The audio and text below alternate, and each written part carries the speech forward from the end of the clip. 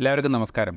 ഇന്നത്തെ നമ്മുടെ ഒരു വിഷയം ഒരു ട്യൂമർ ബോർഡ് അഥവാ multi disciplinary tumour board MDT എന്ന് പറഞ്ഞിട്ടുള്ള ഒരു വാക്കിനെ കുറിച്ചാണ്.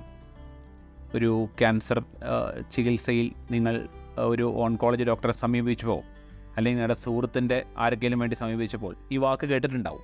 അപ്പോൾ എന്താണ് ഈ ട്യൂമർ ബോർഡ് എന്ന് വെച്ച് കഴിഞ്ഞാൽ, കഴിഞ്ഞ കുറച്ച് കാലങ്ങളിൽ ക്യാൻസർ ചികിത്സയിൽ നമ്മൾ മനസ്സിലാക്കിയിട്ടുള്ള ഏറ്റവും വലിയ പോയിൻ്റ് എന്താണെന്ന് വെച്ച് കഴിഞ്ഞാൽ, ഒറ്റയ്ക്ക് ഒരാളുടെ ഒരു തീരുമാനം വെച്ചിട്ട് ക്യാൻസർ ചികിത്സിക്കാൻ ബുദ്ധിമുട്ടാണ്. അപ്പോൾ cancer is A team work.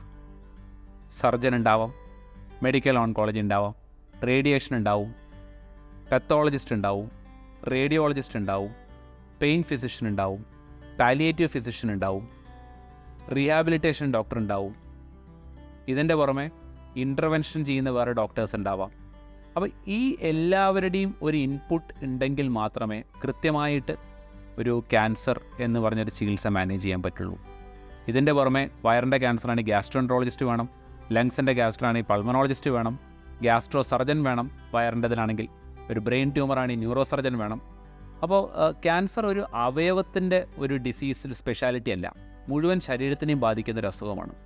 അപ്പോൾ ഒരു ടീം വർക്ക് ഹാസ് ഷോൺ അല്ലെങ്കിൽ മൾട്ടി ഡിസിപ്ലിനറി ടീം അപ്രോച്ച് എന്ന് പറഞ്ഞിട്ടുള്ള ഇതുണ്ടെങ്കിൽ ആ പേഷ്യൻറ്റിൻ്റെ ഔട്ട്കം ബെറ്ററാണ് എന്ന് പഠനങ്ങളിൽ തന്നെ തെളിഞ്ഞിട്ടുണ്ട്, ഒറ്റയ്ക്കൊരു ഡോക്ടർ തീരുമാനം എടുക്കുന്നതിനെക്കാട്ടിലും.